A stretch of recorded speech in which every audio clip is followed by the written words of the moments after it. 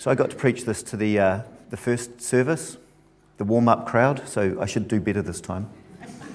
Though Michael said it might be shorter. Yeah. When I was asked to preach on prayer, my heart sank. Like most people, I struggle with prayer. How to pray, what to pray, when to pray, actually stopping and praying. I'm not some kind of prayer guru. And so here I stand feeling completely like a hypocrite. I'm certainly not worthy to teach on effective prayer.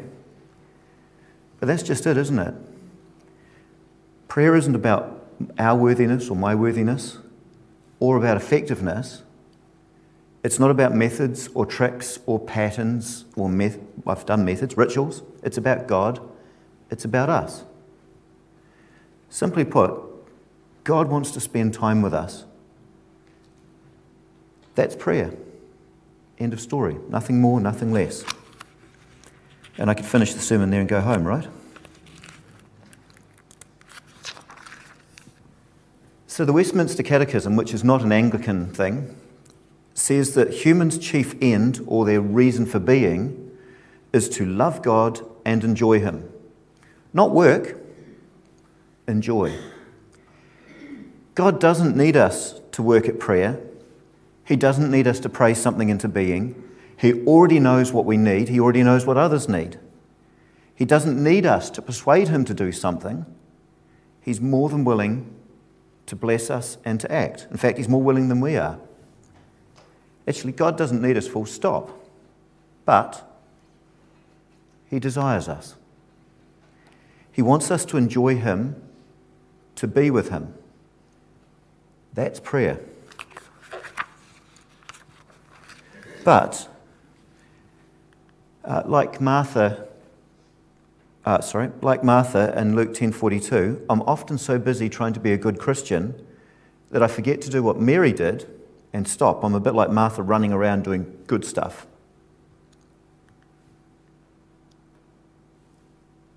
So Jesus sums up this human tendency of ours in one of His teachings in Matthew 7. He says, "You do all this religious stuff in my name, but I don't know you. Go away." And He was speaking to some of the most religious people in the world who spent time in prayer, inverted commas. But they had no relationship with God. Relationship is what is important to God. So therefore, prayer is important. In Luke 10, Jesus says to Martha, who's running around flat out working for Him, hey, only one thing is necessary. Mary's chosen the better thing. That's not going to be taken away from her. He puts relationships ahead of working, be it in prayer or other works.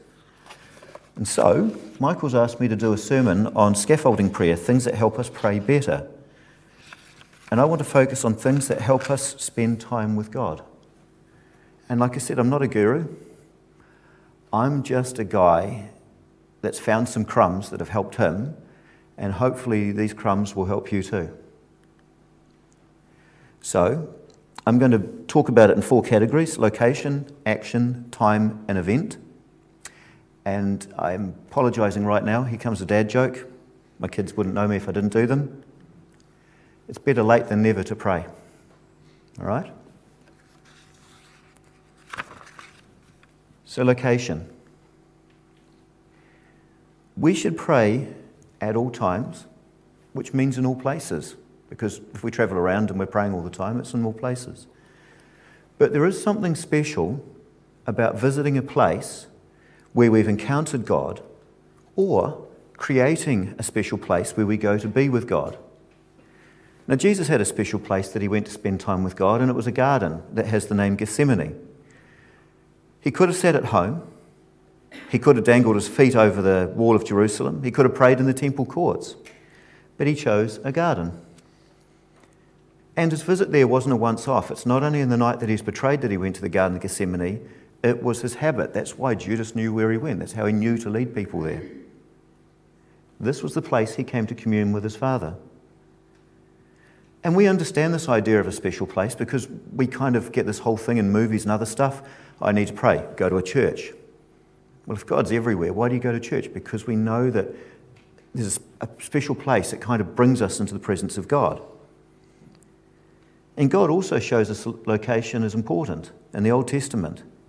He has people coming to the temple to worship him, and they could have stayed at home, they could have gone to a local temple, but he drew them to Jerusalem, to a special place to come and worship him. And is that because God's more present there than anywhere else? I don't think so. But location was important, as was the journey to get there. They prepared, they journeyed, they arrived, and they dwelt with God. They spent time with God. They would sing psalms as they ascended the mountain of God.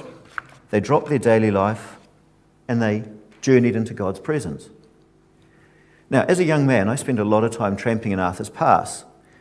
And Arthur's Pass was where I felt close to God. There's one special rock. It's a big one. I used to sit there sometimes and talk to God. And I had an IT job.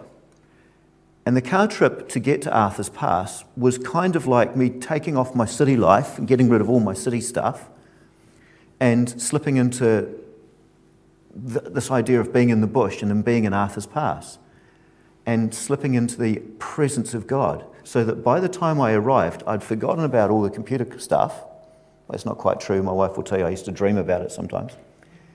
But I was geared up and ready to go bush. I was in that bush presence, and I was a bit more aware of God because that was my special place, Arthur's Pass. Similarly, getting to a location and getting to the location moves us into God's presence. And so here's some practices to find a special place or to get into God's presence I'd recommend. 1, make a space. You go to be with God. Make it your special space. Prepare yourself and go. Now, the space itself doesn't need to be special. That's our front steps. Nothing special about it. But, when I go there, I find it easier to be aware of God. Why? Because that's where I go to be with God. And I've gone there to be with God so many times that it's kind of like I'm more aware of God when I go to be there. It's become a special place. Now, if I just thundered outside, plonked myself down, I might find that awareness a little bit harder. And so I prepare. I journey towards God and towards my God space. For me, I boil a jug, I prepare coffee, I pour it, I carry it out to the steps, I sit down, and I have a cuppa with God. By the time I arrive at the steps, I have already started to enter into the awareness of God. I've been through a process, a journey that brings me closer to God because I associate it with coming closer to God.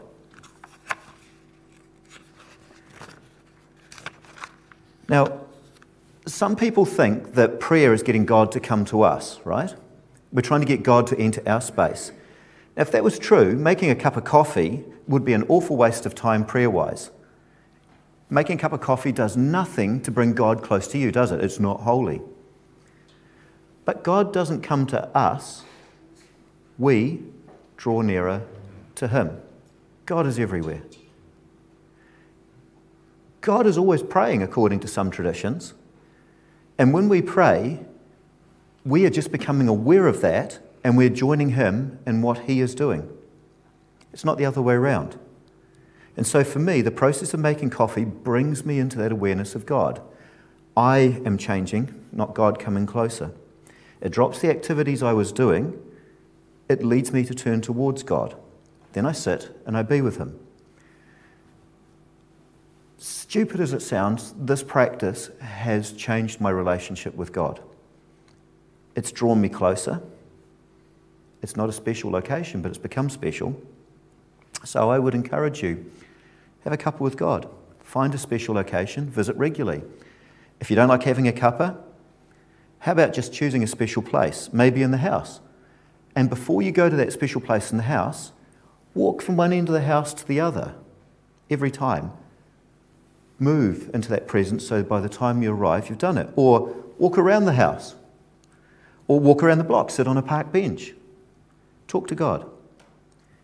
Having a God spot really helps prayer.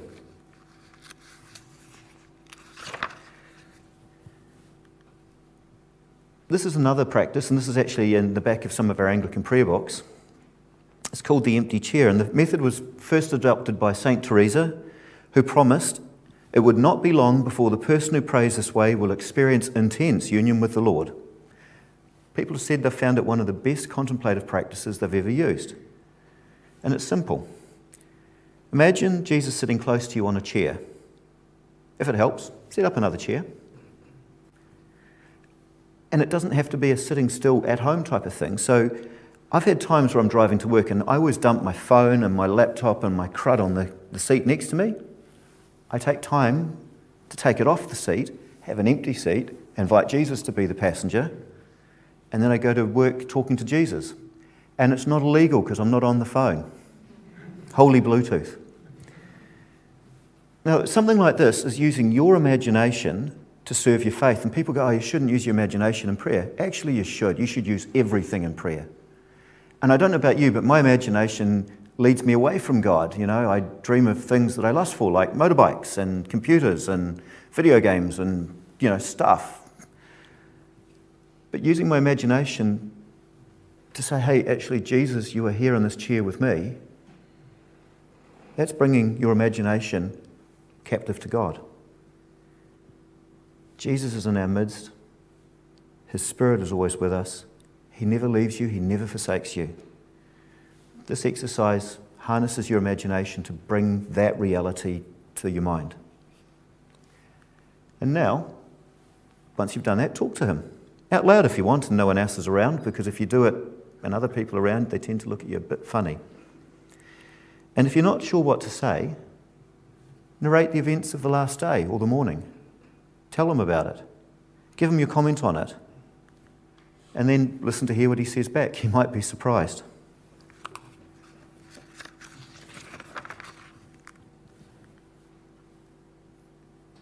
The other one is, if there is a location that you go to regularly, make that a prayer trigger. So we all travel regularly. We walk to the shops, we drive to work, we pick up the kids, we take the bus, and choose somewhere that you go past a lot. So here's what I mean. I go to Linwood 4 times a week, and I go down Woodham Road, and I turn into Linwood Ave, and it's got trees and stuff. And when I do that, I feel like I've stepped out of the Christchurch and into the gates of Linwood. The trees form a tunnel, I am entering a location, and it triggers me to pray.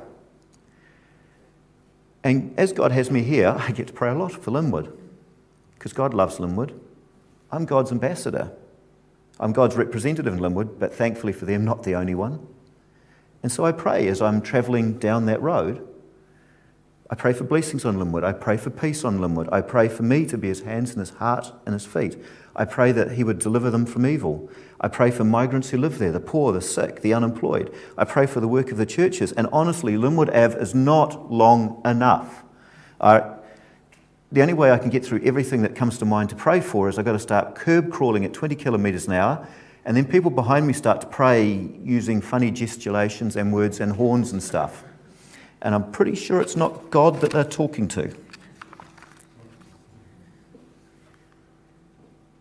Allow the location to trigger prayer. Ask God what's on his heart. Pray. So, I'm an ex-teacher. I've kept up the bad habit of giving people work. So, where is somewhere you travel through or past a lot? Make it a prayer trigger. Your kids and your grandkids in schools, teachers really need prayers. Nursing homes, you might even know people in them. Churches, mosques, sport grounds, doctors' rooms, hospitals, friends' places. Hey, when you go to a friend's place, step on their driveway, pray blessing upon them. Going into university grounds, coming to church, going past church. So I'm going to pause for a few seconds. Where is a location you could use as a prayer trigger? Think if you can find one.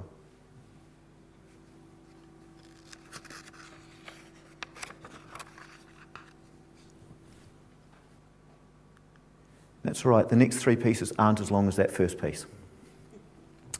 So, actions. There are some actions that we can take that lead us into prayer. walking a labyrinth, or if you've got a piece of paper running your finger around a labyrinth. Raising our hands to God, except, we're Anglican. Counting a rosary. Michael gave me a prop because I teased him about counting a rosary and dedicated this piece to him. I don't know if you've noticed he's got a rosary on his wrist. But I don't know about you. I don't own a labyrinth. No, thank you, Michael. I've got to change my prayer because I said I don't own a rosary, and I do now. And quite frankly, I'm Anglican. We don't raise our hands, do we? Or if we do, we hide in the back and just little ones.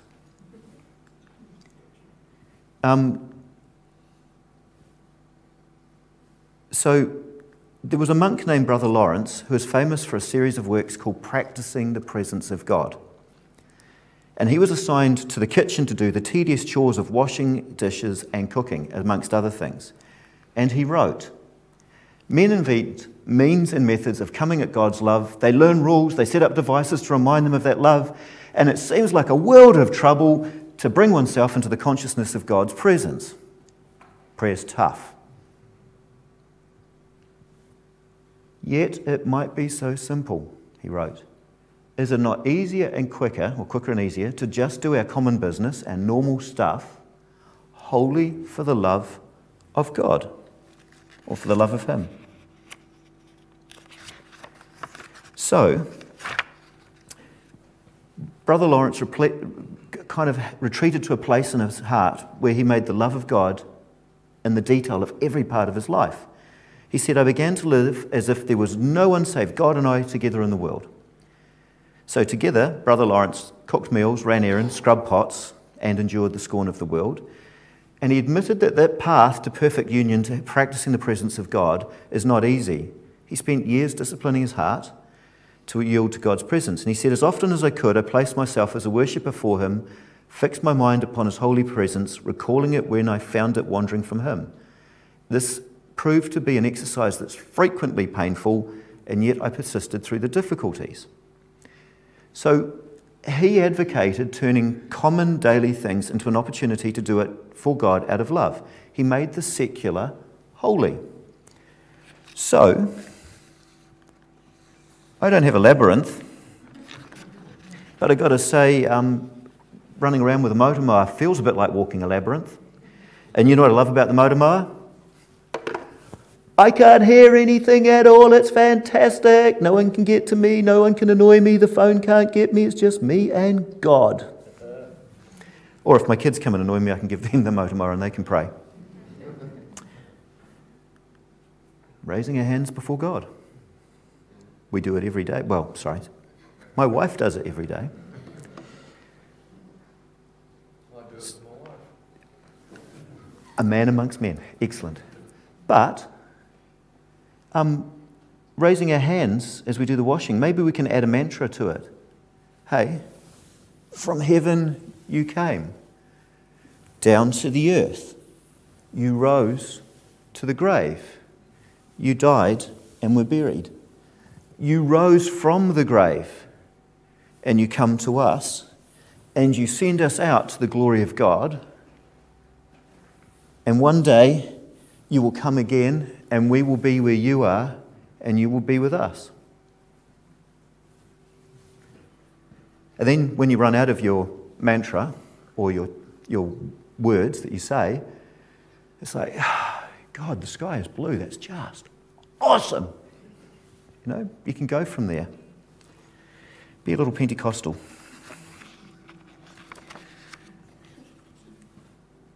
Even Anglicans can do that. Finger rosary.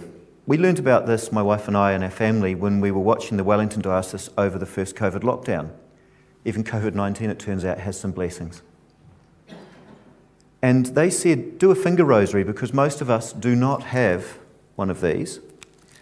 And so a finger rosary, there's a formal way of doing it where you take your fingers and you say, you know, this is the smallest, and so I pray for the least. This is the weakest finger, and I pray for those that are weak or sick or hurting. You know, this is the tallest, I pray for those who are in power, like prime ministers and people, you know, of authority and police. This is the one that directs things, so I pray for people like nurses and teachers and other people who direct us. And this is the one closest to me, so I pray for those who are closest to me. Or I found it easier to do this, is I assigned people to all my fingers. So every one of these fingers has a person or people. And then I found I needed more, because I work with a lot of people. And then I found I needed more, so my palms. And I'm beginning to think about walking around shoeless so I can count my toes as well. You've got beads now. Yeah, I've got beads now. But you can make your own beads. Get a piece of string, tie knots in it. I teased the congregation because the older congregation, there's a lot of people who still wear pearls. That would make a great prayer thing. I mean, how many people can you pray for with a set of pearl necklace? Or take stones, write stuff on them, and then turn them over or move them from one bucket to another. There's lots of different ways of doing a rosary. Third one is time. There's a story about Carl Jung that someone desperately wanted to make an appointment with him, and they wanted to see him at Wednesday on noon because they had time there and they were desperate. And he said, look, I can't do that. I've got a really important meeting Thursday. Oh, okay. On Thursday, the client turned up in Jung's office, furious, absolutely livid. I desperately wanted to see you, and you said you had an appointment Wednesday noon. But at Wednesday on noon, I was walking around. I saw you sitting next to the stream, dangling your feet, and no one else was there with you. I thought you said you had an important appointment. I did, said Jung. I make an appointment with myself. It's an important one, and I keep it. Making appointments with people we love is crucial, and prioritising time is crucial. And if we don't, our time with them slips, and we miss out on that person. Someone once said a plan without a time frame is a wish. Yeah, I'm going to pray more. But if you don't put a time frame or a time against it, it's not going to happen. How many times have you heard, hey, we should get together sometime, and it never happens, and you know it's never going to happen? If you want it to happen, go, hey, how's next Tuesday? You'll discover really very quickly if they really do want to spend time with you or not. But often that does fix the time to spend with them. How much more important is it to do that with God? Quite frankly, time is the discipline I find hardest, and here's what's helped me. 10 minutes. It's better than one frustrated hour. Who said we had to pray for an hour anyway? Why is 1 hour holy and 10 minutes not? You show me in the Bible anywhere where it says you must pray for an hour to make it a good quiet time, and I might change. It's nowhere in the Bible.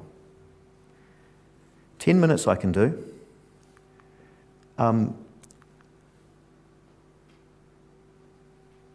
If I can't spare 10 minutes at the start of the day, or put aside 10 minutes sometime during the day, I am too busy.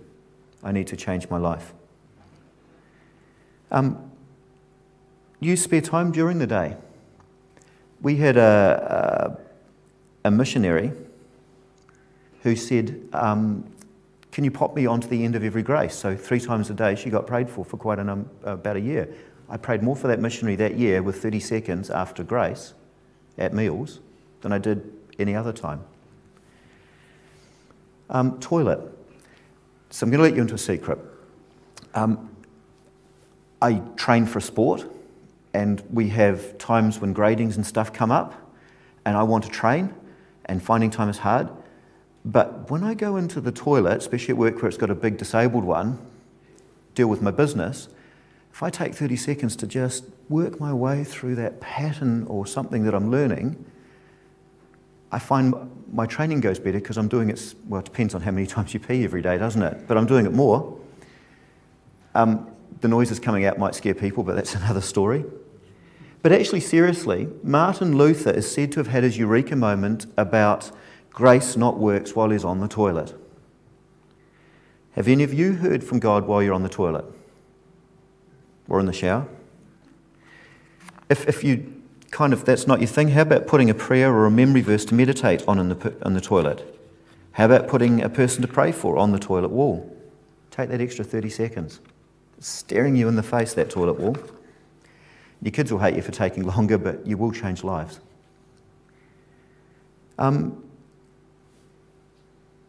Showers.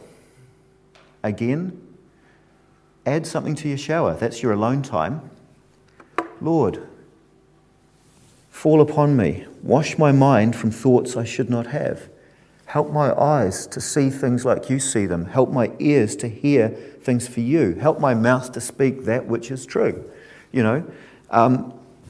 Fill me with your Spirit. Deepen my belly that I might be passionate for you. Wash my hands that my works might be clean and my feet that they're prepared to do your stuff.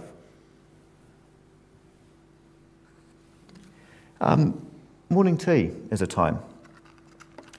One Lent, I chose to give up work for 20 minutes.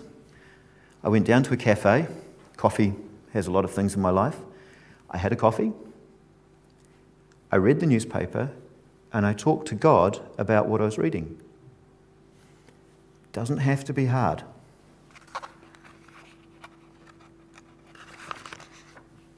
Lastly, events.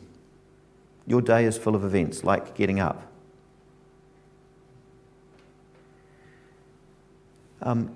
As you wake up, and why not pray? This is a prayer from St. Patrick that his order used to start the day with.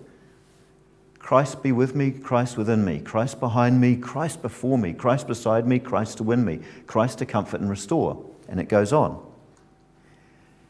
Are any of you doing green prescription exercise stuff?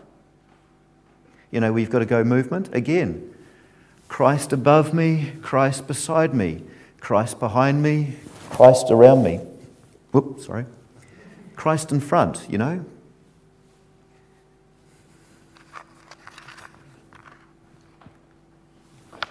This is a great way to start your day. Some people don't like set prayers. Aren't we just saying the same thing to God? Well, that's true if you're trying to get God to come to you. But if you are entering into the presence of God, this is a pathway that prepares you and brings you into the presence of God. I think we get it wrong sometimes. We're not bringing God to us, we are entering into God. God is always praying. We're just joining him and becoming aware.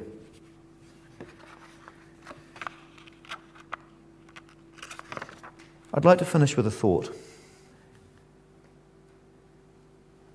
Phones, social media, we're driven by alerts and events. Facebook bings, we're alerted, distracted. An email comes in, we're alerted and distracted. Texts come in, we're alerted and distracted. Ads come in front of us, we're alerted and distracted. And the list just goes on. Social media, computers, electronics are stealing our time and our attention. It's a trap. It keeps us away from our own lives. It also keeps us away from God. So instead, why don't we take control of these devices and use them to bring us closer to God? Set up events and meetings with God in your calendar. If you're any good at keeping events and meetings with other people, put one in for God. Then keep it. Or book out time for quality times. Especially at work. Sorry, got a booking. You can actually send texts and then delay them before they go. And if you don't know how, ask your kids. But, remind yourself of Scripture or pray. And prayer apps. Why should the devil have all the good apps, eh? Open Doors, who we heard from last week, have an app. And it brings different parts of the world and different people to pray for them. Once you've prayed for them, there's a little button that clicks that you've prayed. It moves that on and brings another. Let that notify you on your phone. 30 seconds. Change the world. See, I prayed. That's not my phone, by the way. And actually, if you're into social media, I love your photo of the hope in the flower. I'm not knocking it. But I get deluged with photos and stuff from people when I ever look at Facebook, so I don't. But how about deluging back? Tweet something, Facebook something, email something, share something. 24/7, which is started as an Anglican movement, has a prayer app. You put your own prayers in it. You can do a quick pray. Ka-ching. See, they know that doing a quick pray for a time is probably going to get you praying more than going, oh, I've got a whole hour and a half to do. Who you can pray for, what you can pray for, it helps and guides you. It will provide a structure to help you with your prayers. And it'll alert you and let you know. So again, homework. Take 20 seconds right now to think about the ideas presented. What sticks out? How can you implement this? So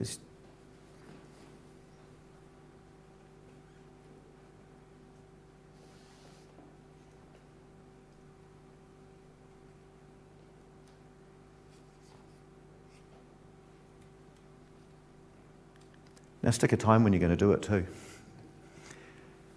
And are you feeling guilty because you haven't prayed? One of the hardest things to start praying is because I haven't been praying and I feel guilty. And so I don't pray, so I feel guilty, so I don't pray. God says, duh. Start. He's not going to yell at you for starting to pray. If you haven't prayed for a while, start. You can't improve your prayer life by running away from God. Turn around and pray. Doesn't matter what you pray or how you pray. God's not grading on the curve. He just wants to be with you. It's not a competitive sport. He just wants to be with you. Thank you.